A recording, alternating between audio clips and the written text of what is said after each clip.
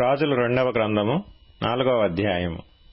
అంతట ప్రవక్తల శిష్యులలో ఒకని భార్య, నీ దాసుడైన నా పెనిమిటి చనిపోయెను, అతడు యెహోవా యందు భయభక్తులు గలవాడై ఉండెనని నీకు తెలిసేయున్నది. ఇప్పుడు అప్పులవాడు నా 2 కుమారులు తనకు దాసులుగా ఉండుటకై వారిని పట్టుకొని పోవుటకు వచ్చియున్నాడని ఎలీషాకు మొరపెట్టగా, ఎలీషా, నా వలన నీకేమి కావలెను? నీ ఇంటిలో ఏమియున్నదో అది నాకు తెలియజెప్పుమనెను. అందుకామె, నీ దాసురాలనైన నా ఇంటిలో నూనె కుండ ఒకటి యున్నది, అది తప్ప మరేమీ లేదనెను. అతడు, నీవు బయటికి పోయి నీ ఇరుగు పొరుగు వారందరి యొద్ద దొరకగలిగిన వట్టి పాత్రలన్నిటినీ ఎరవు పుచ్చుకొనుము. అప్పుడు నీవు నీ ఇంటిలోకి వచ్చి నీవును నీ కుమారులను లోపల నుండి తలుపు మూసి ఆ పాత్రలన్నిటిలో నూనె పోసి నిండినవి ఒక తట్టున ఉంచుమని ఆమెతో సెలవీయగా, ఆమె అతని యొద్ద నుండి పోయి తానును కుమారులను లోపల నుండి తలుపు మూసి కుమారులు తెచ్చిన పాత్రలలో నూనె పోసెను. పాత్రలన్నీయూ నిండిన తరువాత ఇంక పాత్రలు తెమ్మని ఆమె తన కుమారునితో చెప్పగా, వాడు మరేమీ లేదని చెప్పెను. అంతలో నూనె నిలిచిపోయెను. ఆమె దైవజనుడైన అతని యొద్దకు వచ్చిన సంగతి తెలియచెప్పగా, అతడు, నీవు పోయి ఆ నూనెను అమ్మి నీ అప్పు తీర్చి మిగిలిన దానితో నీవును నీ పిల్లలను బ్రతుకుడని ఆమెతో చెప్పెను. ఒక దినమందు ఎలీషా షూనేము పట్టణమునకు పోగా, అచ్చట గనురాలైన ఒక స్త్రీ భోజనమునకు రమ్మని అతని బలవంతము చేసెను. గనుక అతడు ఆ మార్గమున వచ్చినప్పుడెల్లా ఆమె ఇంట భోజనము చేయుచూ వచ్చెను. కాగా ఆమె తన పెనిమిటిని చూచి, మన యొద్దకు వచ్చుచూ పోవుచున్నవాడు భక్తిగల దైవజనుడని నేనెరుగుదును. కావున మనము అతనికి గోడ మీద ఒక చిన్న గది కట్టించి అందులో అతని కొరకు మంచము, బల్ల, పీట, దీపస్తంభము నుంచుదుము. అతడు మన యొద్దకు వచ్చినప్పుడెల్లా అందులో బస చేయవచ్చునని చెప్పెను. ఆ తరువాత అతడు అక్కడికి ఒకానొక దినమున వచ్చి ఆ గదిలో చొచ్చి అక్కడ పరుండెను. పిమ్మట అతడు తన దాసుడైన గేహజీని పిలిచి, ఈ షూనేమీయురాలిని పిలువమనగా వాడు ఆమెను పిలిచెను. ఆమె వచ్చి అతని ముందర నిలిచినప్పుడు అతడు, నీవు ఇంత శ్రద్ధాభక్తులు మాయందు కనపరచితివి, నీకు నేనేమి చేయవలను? రాజుతోనైనను సైన్యాధిపతితోనైనను నిన్ను గూర్చి నేను మాట్లాడవలనని కోరుచున్నావా అని అడుగుమని గేహజీకి ఆజ్ఞ ఇయ్యగా, వాడు ఆ ప్రకారము ఆమెతో అనెను. అందుకామె, నేను నా స్వజనులలో కాపురమున్నానెను. ఎలీషా ఆమె నేనేమి చేయగోరుచున్నదని వాని నడుగగా, గేహజీ, ఆమెకు కుమారుడు లేడు, మరియు ఆమె పెనిమిటి ముసలివాడని అతనితో చెప్పెను. అందుకతడు ఆమెను పిలువుమనగా వాడు ఆమెను పిలిచెను. ఆమె వచ్చి ద్వారమందు నిలువగా, ఎలీషా, మరుసటి ఏట ఈ ఋతువున నీ కౌగిట కుమారుడుండునని ఆమెతో అనెను. ఆమె ఆ మాట విని, దైవజనుడవైన నా ఏలినవాడా, అలాగు పలుకవద్దు, నీ దాసురాలనైన నాతో అబద్ధమాడవద్దనెను. పిమ్మట ఆ స్త్రీ గర్భవతి అయి మరుసటి ఏట ఎలీషా తనతో చెప్పిన కాలమున కుమారుని కనెను. ఆ బిడ్డ ఎదిగిన తరువాత ఒకనాడు కోతకోయి వారి యొద్దనున్న తన తండ్రి దగ్గరకు పోయి అక్కడ ఉండగా, వాడు, నా తల పోయినే అని తన తండ్రితో చెప్పెను. అతడు వానిని ఎత్తుకొని తల్లి యొద్దకు తీసుకుని పొమ్మని పనివారిలో ఒకనికి చెప్పగా, వాడు ఆ బాలుని ఎత్తుకొని వాని తల్లి యొద్దకు తీసుకుని పోయెను. పిల్లవాడు మధ్యాహ్నము వరకు తల్లి తొడమీద పండుకొని ఉండి చనిపోయెను.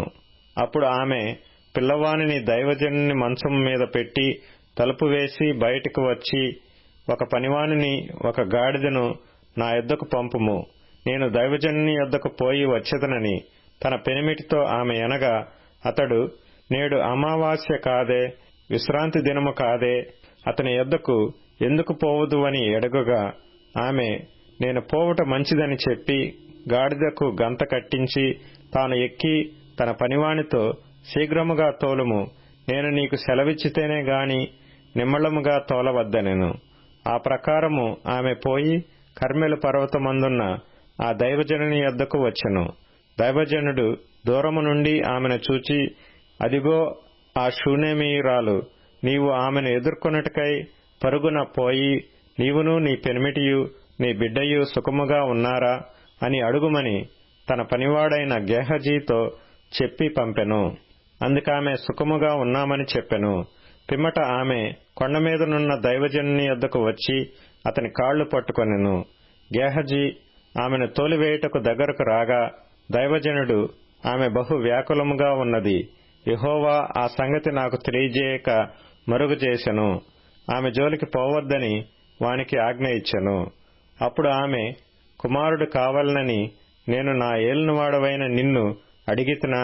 నన్ను భ్రమ పెట్టవద్దని నేను చెప్పలేదా అని అతనితో మనవి చేయగా, అతడు, నీ నడుము బిగించుకొని నా దండమును చేతపట్టుకొని పొమ్ము. ఎవరైనను నీకు ఎదురుపడిన ఎడల వారికి నమస్కరింపవద్దు. ఎవరైనను నీకు నమస్కరించిన ఎడల వారికి ప్రతి మర్యాద చేయవద్దు.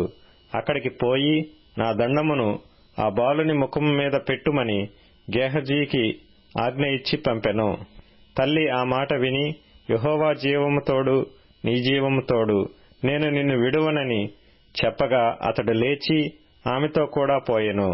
గేహజీ వారికంటే ముందుగా పోయి ఆ దండమును బాలుని ముఖము మీద పెట్టెను గాని ఏ శబ్దమును రాకపోయెను.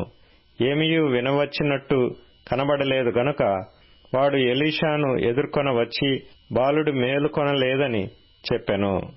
ఎలీషా ఆ ఇంట చొచ్చి బాలుడు మరణమైయుండి తన మంచం మీద పెట్టబడి ఉండుట చూచి తానే లోపలికి పోయి వారిద్దరే లోపల నుండగా తలుపు వేసి యెహోవాకు ప్రార్థన చేసి మంచం మీద ఎక్కి బిడ్డ మీద తన్ను చాచుకొని తన నోరు వాని నోటి మీదను తన కండ్లు వాని కండ్ల మీదను తన చేతులు వాని చేతుల మీదను ఉంచి బిడ్డ మీద పొడుగుగా పండుకొనగా ఆ బిడ్డ ఒంటికి వెట్ట పుట్టెను.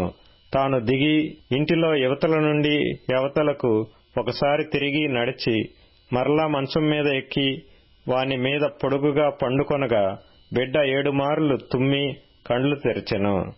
అప్పుడతడు గేహజీని పిలిచి ఆ షూనేమీయురాలిని పిలుచుకొని రమ్మనగా వాడు ఆమెను పిలిచెను.